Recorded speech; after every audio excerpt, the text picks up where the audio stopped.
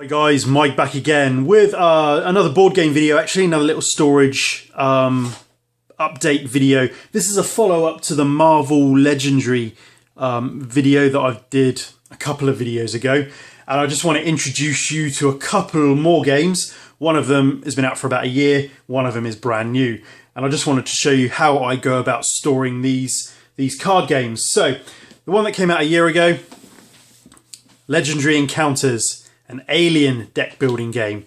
This is similar to the Marvel Legendary type of style game, but instead of Marvel superheroes, we are playing a deck building game in the alien universe with Ripley, etc. So this game basically allows you to play the 4 alien films, and this is how I store it. Basically, you this is just a little printout of all the cards you get. Again, it's about 700 cards. You get a rule book. Not a big rule book at all. 27 pages of of little booklet really. So quick and easy to learn.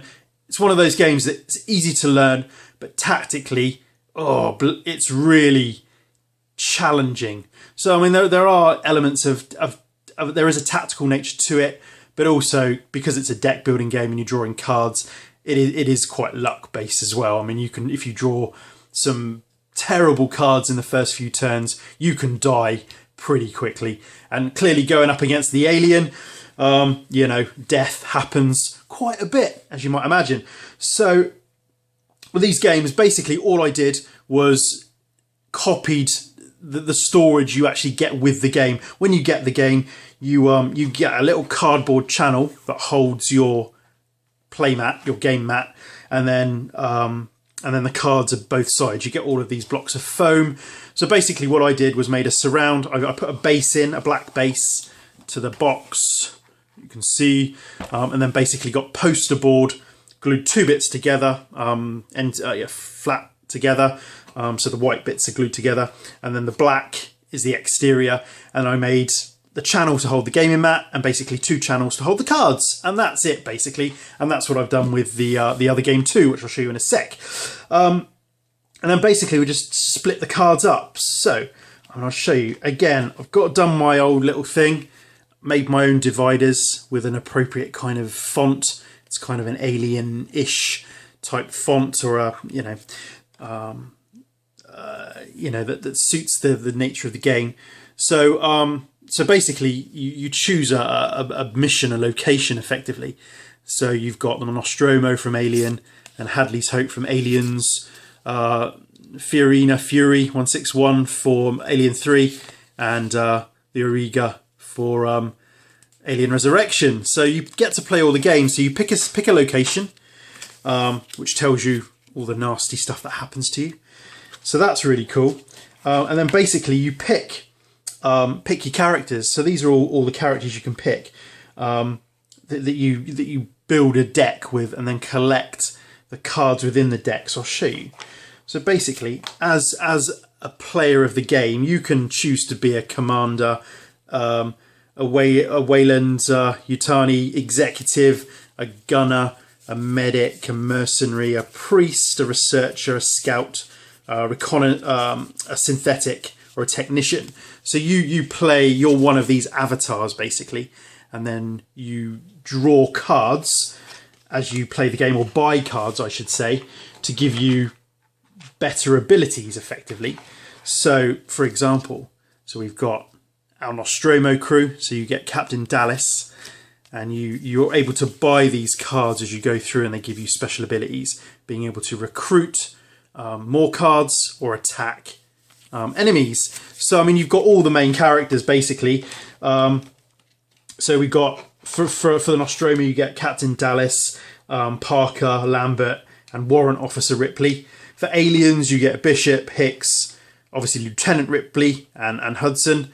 Then if for Alien 3, you get Brother Dylan, Clemens, 85, Francis Aaron, and Sister Ripley. And then for Alien Resurrection, you get Call, Christie, Jonna, and Ripley number 8. So I mean, it's really engaging and exciting. And if you're a kind of child of the 80s like me, you know, I mean, Alien was such an iconic movie at the time, and still is to me. I mean, I love the quadrilogy. You know, and I know what they say about Alien 3 and Resurrection, but I mean, I like all the films as a quadrilogy, as a storyline going through, and you can play that game. I mean, I've played it so far where I've beaten Alien and Aliens. I haven't beaten Alien 3 yet, and I haven't even played Alien Resurrection yet because I want to kind of play the whole movie. But another cool thing is that you can play as the alien hunting the crews, so that's really cool. And then this section here of cards is all your objectives, basically. So, and again, each movie has got 3 objectives. So for the Nostromo, there's objectives called the SOS, no one can hear you scream, and a perfect organism. And then for Aliens, for example, you get the Lost Colony, they mostly come at night, then Who's Laying the Eggs. So, you know, I mean, you get little snippets from the film and little sayings, and it's all very familiar, which you'd expect. So you pick your 3 objectives attached to your location, or you can mix and match. I'm very sort of structured in this, and I like to play the right objectives for the right location, but you could do what you wanted. You can mix and match your characters, so you could have 4 Ripleys if you wanted to. I mean, I haven't played it like that, but you could. And then you get this lovely gaming mat, actually, with the legendary, Marvel Legendary. It's a game board, but the Alien game, you get the this really nice play mat, which is really great. So it's pretty big, and you load up all your cards on here. You get the complex with where the aliens come to get you, and then they enter the combat zone, and you've got to fight them.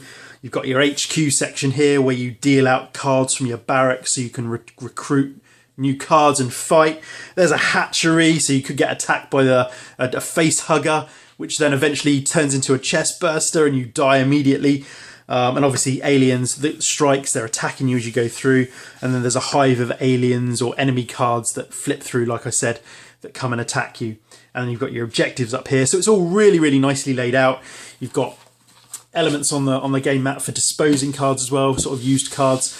And you've got a little turn order down there as well, just to remind you.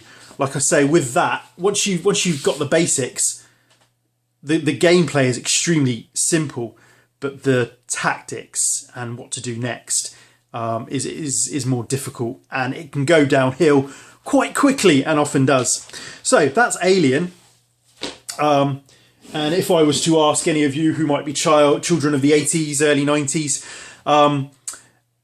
you know, what's synonymous with Alien? Clearly, it's Predator. And this is recent out. This has been out for a couple of weeks, week, 10 days, and it's exactly the same kind of setup. And I've done exactly the same thing with Predator. So you get the Predator rulebook, which is roughly the same. So we've got 31 pages on that one. And again, exactly the same layout. So, but for this one, you've only got 2 movies to play.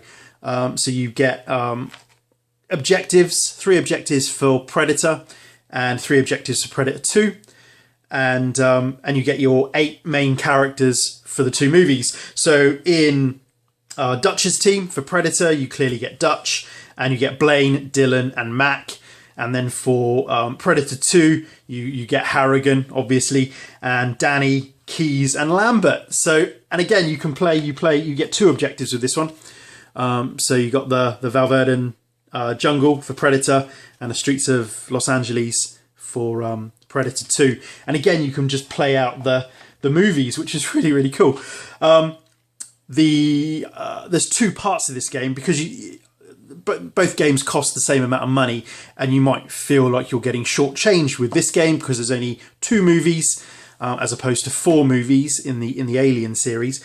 But this game, you might notice that there's more cards on this side. So I like to split them up in a kind of order that makes sense to me, at least. Anyway, you can either play the Hunters or the Hunted. So you can play through the Predator movie and Predator 2 movie as you'd expect, or you can play from the perspective of the alien, or sort of the alien, of the predator.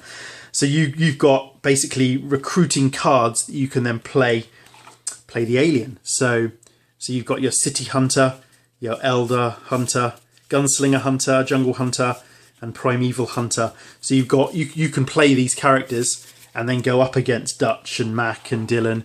So I haven't done that yet. I've been playing Predator, the first movie. I haven't beaten the game yet. But yeah, and that's something you can do. But then, if you've got both of these games, I'll just show you the game mat actually. So again, made the same sort of storage system with a channel in the middle and cards on either side, and the same sort of gaming mat here. But instead of the complex, we've got the wilds. We've still got a combat zone. We've got operations, but now we've got a testing ground. So some of the places for cards are dual titled. So so whether you're playing the hunters or the hunted. So if you're playing the hunters, you're obviously looking at the testing ground, and you're looking at prey, and you're looking at your armory of weapons you can collect. And when you're playing the hunted, Dutch and Dylan and Harrigan or whoever, you're looking at enemies, you're looking at the operations zone, you're looking at objectives rather than gear. When you play the predators, you can get trapped. So I mean, it's a really, really engaging game. But the whole point of this was to say that you can mix and match these games. So let's get them both in.